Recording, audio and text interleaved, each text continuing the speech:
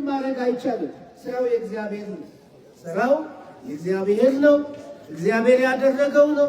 ምንም ማድረግ አይቻልም።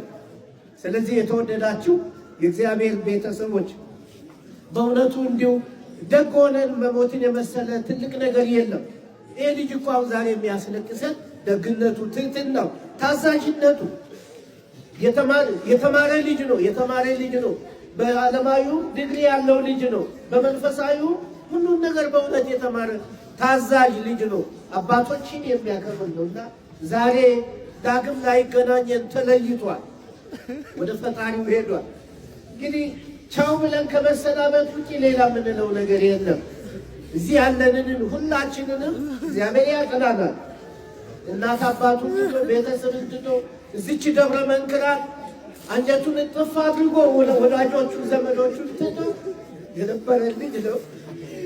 እግዚአብሔር እንግዲህ መጽናናቱን ሰጥቶ በክብር እንሸኘዋለን።